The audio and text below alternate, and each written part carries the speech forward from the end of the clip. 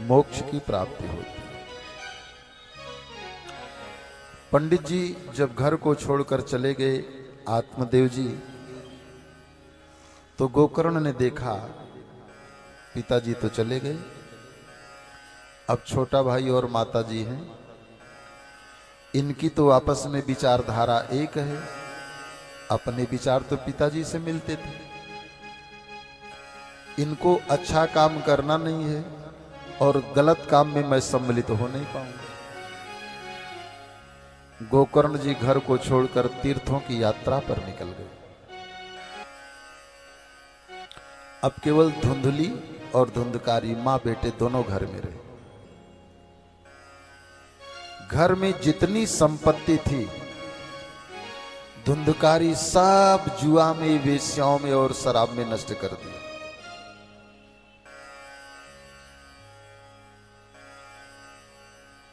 दुखी होकर बेचारी माता कुएं में डूबकर आत्महत्या कर ली।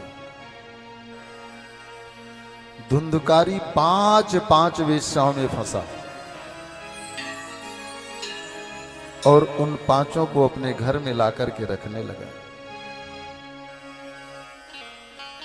घर में तो जो धन संपत्ति था सब नष्ट हो गया। अब उन वेश्याओं की आवश्यकताओं को पूर्ति करने के लिए धुंधकारी चोरी करने लगा। संजोग से एक दिन राजा के राजमहल में घुस गया और बहुत सी धन संपत्ति, हीरे जवाहरात चुरा करके ले आया, वेश्याओं को दिया। वेश्याओं ने देखा आज तो इतना ज्यादा माल कहां से लेकर आए। धुंधकारी ने बताया आज राज घराने में प्रवेश कर गया। वेश्याएं घबराई। राजा के सिपाही होते हैं, दूत होते हैं, अनुचर होते हैं, जरूर वो ढूंढ निकालेंगे, चोर का पता लगा लेंगे, ये दुष्ट पकड़ा जाएगा और जब इसके ऊपर मार पड़ेगी तो ये हम लोगों को भी पकड़ाएगा। धुंधकारी सो रहा था और रात्रि की वेला में वेश्याओं ने धुंधकारी के गले में रस्सी बांधकर फांसी का फंदा दोनों तरफ से खींचती है। धुंधकारी चीखता है, चिल्लाता है, लेकिन मरता नहीं। 1 घंटे से वेश्याएं गले में फांसी का फंदा लगा करके दोनों तरफ से खींच रही हैं। तड़प रहा है धुंधकारी, चीख रहा है, चिल्ला रहा है, प्राण नहीं निकल रहे। जो अतिशय पापी होते हैं ना, वो जल्दी नहीं मरते। जो पाप की पराकाष्ठा पार कर गए हैं, चाहे जितनी बीमारियां उनके शरीर में लग जाएं, लेकिन वो जल्दी नहीं मरेंगे, पड़े रहेंगे। जलता हुआ आग का अंगारा धुंधकारी के गले में ठूंस ठूंस करके और वेश्याओं ने मार दिया। धुंधकारी मरने के बाद प्रेत बना, भूत बना, पिशाच बना। गोकर्ण जी को पता चला कि मां भी मर गई, धुंधकारी भी मर गया। गोकर्ण ने तीर्थों में जाकर मां के लिए भी, भाई के लिए भी श्राद्ध किया, पिंडदान किया। गया में भी जाकर के श्राद्ध पिंडदान कर दिया। एक दिन गोकर्ण के मन में विचार आया, मेरा भी शरीर बूढ़ा हो गया, अब उतना चला फिरा नहीं जाता, क्या पता चला चली की बेला कब आ जाए। मन में भाव उत्पन्न हुआ, एक बार मैं अपनी जन्मभूमि पर जाऊं, जन्मभूमि की माटी को प्रणाम कराऊं। जननी जन्मभूमिश्च स्वर्गादपि गरीयसी। क्योंकि अब वृद्धापन का आगमन हो गया है, शरीर की वो शक्ति नहीं रही, वो क्षमता नहीं रही। गोकर्ण जी घूमते घूमते अपने जन्मभूमि पर पहुंचे। रात्रि हो गई थी, गांव मोहल्ले के सब लोग सो गए थे। संत वृत्ति हैं। गोकर्ण ने सोचा, अपने सुख के लिए मैं किसी को उठाऊं, तकलीफ दूं, ठीक नहीं है। अब मैं रात्रि किसी तरह व्यतीत कर लेता हूं। मकान क्या था? मकान तो टूटा फूटा खंडहर हो चुका था। गोकर्ण जी उसी खंडहर में आसन डाल करके लेट गए। लेकिन उस टूटे फूटे मकान में तो धुंधकारी प्रेत बन करके रहता था। जैसे ही नेत्र को बंद किया, गोकर्ण ने सोने के लिए वो धुंधकारी प्रेत की भाषा में डराने लगा। क्वचित हस्ती क्वचित मेघा। कभी हाथी की आवाज में बोलता, कभी घोड़े की आवाज में धुंधकारी बोलता, कभी भैंसे की आवाज में बोलता। अनेक प्रकार की डरावनी आवाज में। गोकर्ण जी घबरा गए, उठकर बैठ गए। कौन हो भैया? कौन मुझे डरा रहे हो?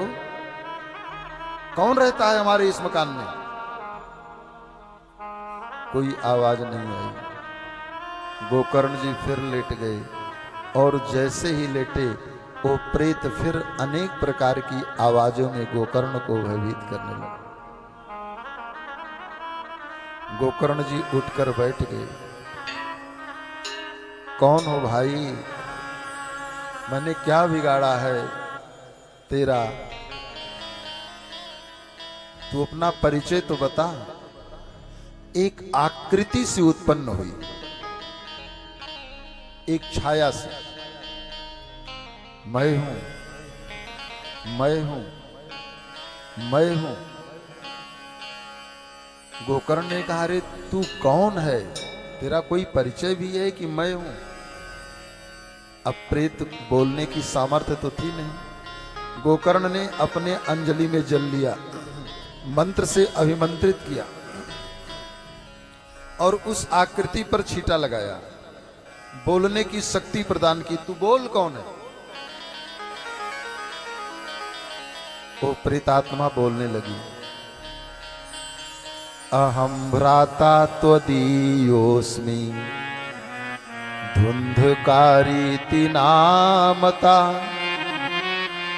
स्वकीयेनैव दोषेण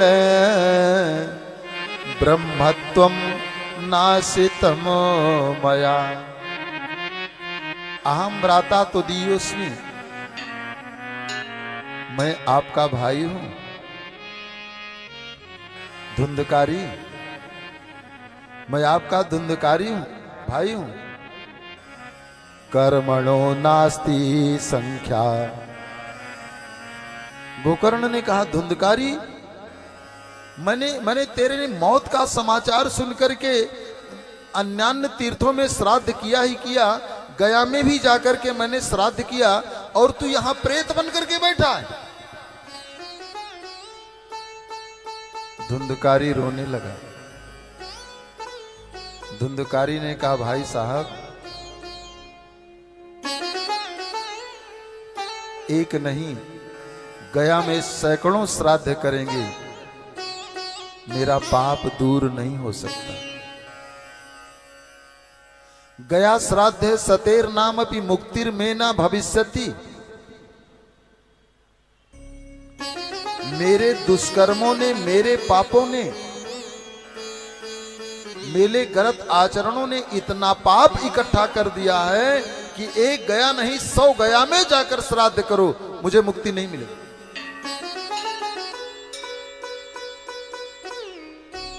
गोकर्ण ने कहा, अगर गया में श्राद्ध करने पर भी तुमको मुक्ति नहीं मिली तो मिलेगी कहां? क्योंकि अभी तक शास्त्रों में और पुराणों में पितरों की सद्गति के लिए गया से बड़ा कोई प्रेत कर्म नहीं है। गया श्राद्ध सतेर नाम भी मुक्तिर में न भविष्यति। एक नहीं 100 गया में या एक गया में 100 बार जाकर के मेरा श्राद्ध करोगे फिर भी मुझे मुक्ति नहीं मिलेगी। उपायम अपरम, कोई अन्य उपाय देखो, कोई अन्य मार्ग। गोकर्ण ने कहा, भाई अब तो तू प्रतीक्षा कर, रात बीतने दे। प्रातः काल हुआ, सुबह उठकर गांव के लोगों को पता चला गोकर्ण आए हैं। सब बड़े बूढ़े जवान दौड़ करके आते हैं, गोकर्ण जी सबको प्रणाम करते हैं। बड़े बूढ़े गोकर्ण को हृदय से लगा लेते हैं, बेटा गोकर्ण तू इतने दिनों के बाद लौटा, तू हम लोगों को भूल गया। कितना छोटा सा था तू पहले, इतना बड़ा, अब तो तू भी बूढ़ा हो गया। गोकर्ण जी हर एक को प्रणाम करते और सबसे पूछते, मेरा भाई मर करके प्रेत बन गया, मेरे भाई को प्रेत योनि से मुक्ति का मार्ग बताओ। बड़े बूढ़ों ने कहा, यहां हम लोग जिंदा बैठे हैं और मुक्ति का मार्ग नहीं निकल रहा है, तुम प्रेत की मुक्ति का मार्ग ढूंढ रहे।